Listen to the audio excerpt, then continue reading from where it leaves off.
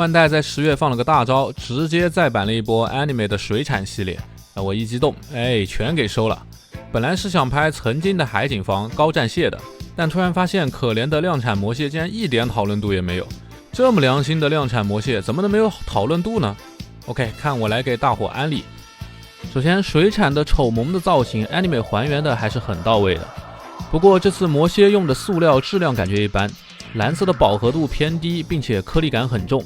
不过毕竟是 R 环的通贩，270的价格有这个水平是可以接受的。倒是可动方面挺让人惊喜的。首先，手臂根部有一个超级拉伸牵引关节，能够大幅拉伸手臂做蝴蝶肩的牵引运动，并且拉出后有防穿帮的遮盖，就是这个大水口，拉出后的大臂平台能达到90度，前后360度的大风车也是没有压力，关节很紧。不过这只魔蟹的一大槽点就是抛弃了多节的手臂，虽然根部还是做了360度的平转，但像曲肘这些动作反而不如多段关节那样好玩，而且造型自然。3个爪子也都有独立的展开可动，腰部也非常给力，左右摆幅能达到30度左右，而且腰部的平转关节非常的紧，建议捏住整个腰部再旋转，左右90度是没有问题的。而龙蟹背就更惊艳了，这2段的引出还真有点那味儿了，并且每一段都有对应的遮盖，幅度也超级大。腿部更是充满了惊喜，上来就能看到裤衩部位零件的让位联动，让位后前踢轻松垂直90度，后踢向外摆一点也能90度，加之没有干涉的90度平台，整个大腿可以随便的摆弄，大腿根部同样给了360度的平转，屈膝有关节收纳折叠，幅度在120度左右。脚踝接地同样的炸裂，首先有一段拉伸的关节，拉出后的脚踝能做到接近45度左右的接地幅度，除了优秀我都不知道该说什么了。向后甚至能到变态的90度，向前也有40度左右的范围，并且外面的鞋套与脚掌间还用球关连接做出了浮动设计，这逆天级别的可动性，加上魔蝎神奇的各部位重量分配，你就可以让它摆出各种各样神奇的杂技 pose， 并且它的重心极其稳固，把玩属性直接拉满了。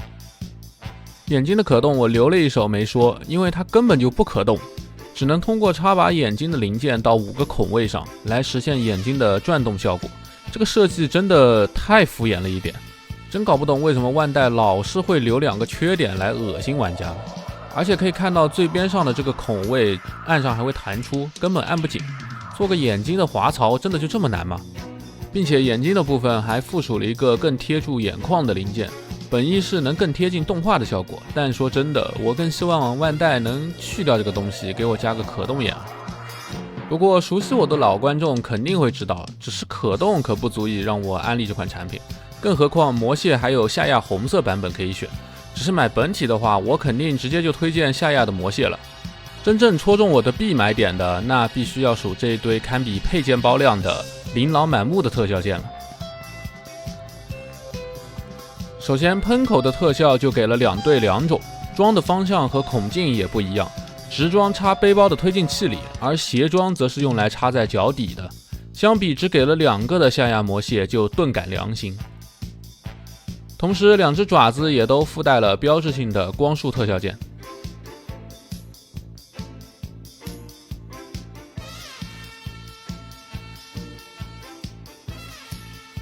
头盖骨也内藏玄机，把对应的导弹填充件全部卸下来之后，再把头盖骨扣回到魔蟹的头上，这时候就能安装我最喜欢的飞弹的特效件了。3种不同长度的特效件各给了2个，正好能完全覆盖魔蟹所有的导弹孔，真的非常良心。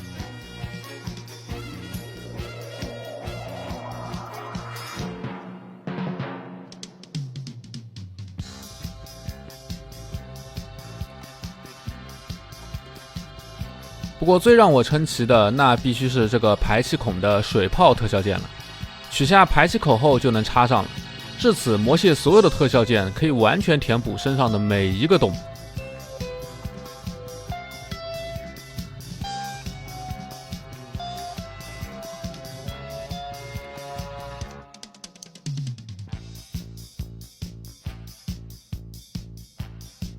最后的配件是这个还原被元祖的光束军刀劈砍头部的特效，然而戴头上的话，怎么莫名有一种莫西干机关头的既视感？